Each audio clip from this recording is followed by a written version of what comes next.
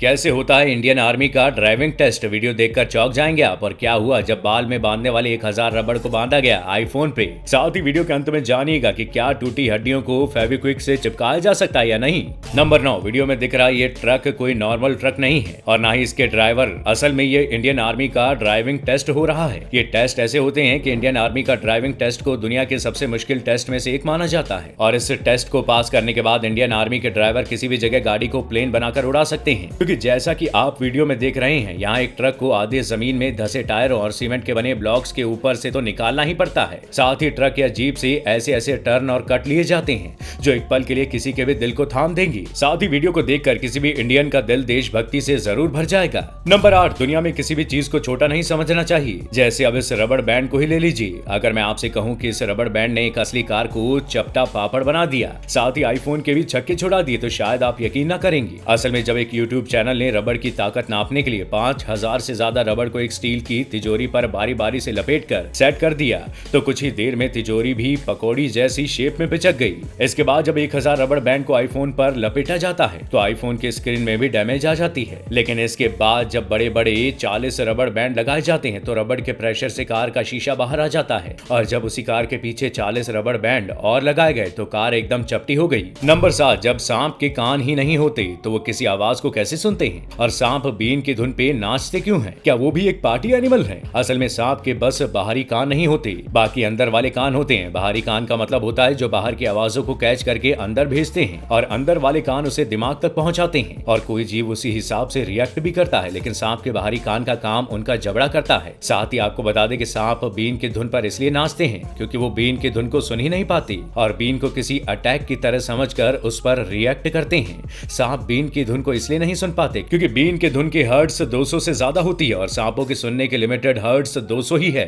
Number 6, भगवान शिव को उनके क्रोध के लिए भी जाना जाता है। ऐसे में उनके हाथों में डमरू का बड़ा महत्व है। असल में ब्रह्मांड की शुरुआत में ही जब देवी सरस्वती प्रकट हुई तब देवी ने अपनी वीणा के स्वर से ब्रह्मांड में ध्वनियों को जन्म दिया। लेकिन ये ध्वनियां सुर और संगीत वाहिनी थी। उस समय भगवान शिव ने नृत्य करते हुए 14 बार डमरू बजाए और इस ध्वनि से व्याकरण और संगीत के धुन और ताल का जन्म हुआ। कहते हैं कि डमरू ब्रह्मा का स्वरूप है जो दूर से विस्तृत नजर आता है, लेकिन जैसे जैसे ब्रह्म के करीब ये पहुंचता है वो संकुचित हो दूसरे सिरे से मिल जाता है और फिर विशालता की ओर बढ़ता है। पुराणों में ये भी कहा गया है कि ब्रह्मांड के संतुलन के लिए इसे भी भगवान शिव अपने साथ लेकर प्रकट हुए थे। नंबर 5, इंडिया में जिस हिसाब से तेल के दाम बढ़ रहे हैं उसे देखकर सड़क पे गाड़ी निकालने में भी डर लगने लगा है। इसी को देखते हुए हम आपके लिए लाए हैं वो तरीके जिसे अपनाने के बाद आप भी अपनी गाड़ी के माइलेज को 30 से 40% तक बढ़ा सकते हैं। ऐसा करने के लिए सबसे पहले तो ये कि 2, 4 और 10 कदम चलने के लिए गाड़ी का इस्तेमाल करना छोड़ दीजिए। उसके बाद ही ये कि अपनी गाड़ी के टायरों की हवा को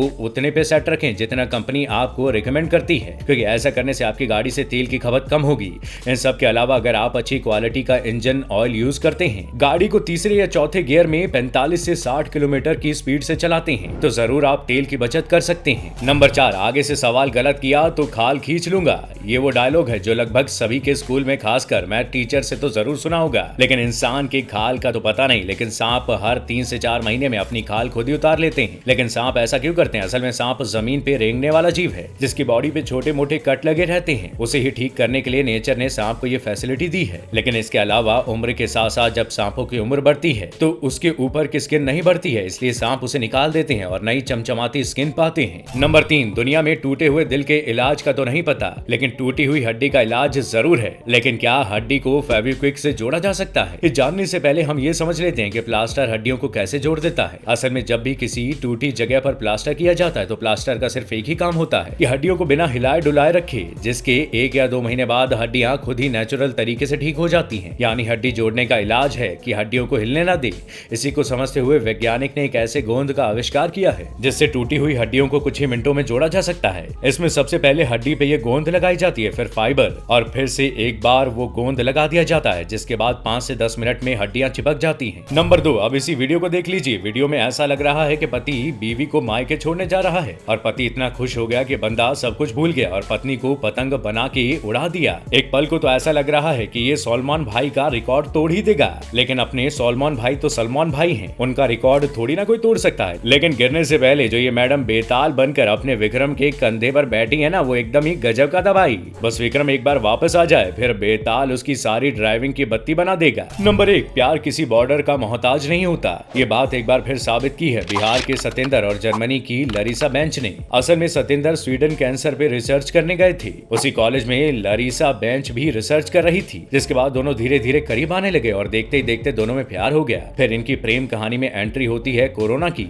जिससे इनकी शादी टल गई। लेकिन देर से ही सही, सतेंद्र ने फिर साबित कर दिया कि एक बिहारी 100 पे भारी है। दोस्तों, आज की वीडियो में बस इतना ही। उम्मीद है आपको हमारी मेहनत पसंद आई होगी। ऐसी ही रोचक जानकारियों के लिए लगातार बने रहिएगा हमारे साथ। वीडियो को लाइक करें, कमेंट करें और शेयर करें। साथ ही चैनल को सब्सक्राइब करना ना भूलिएगा। तब तक के लिए जय हिंद।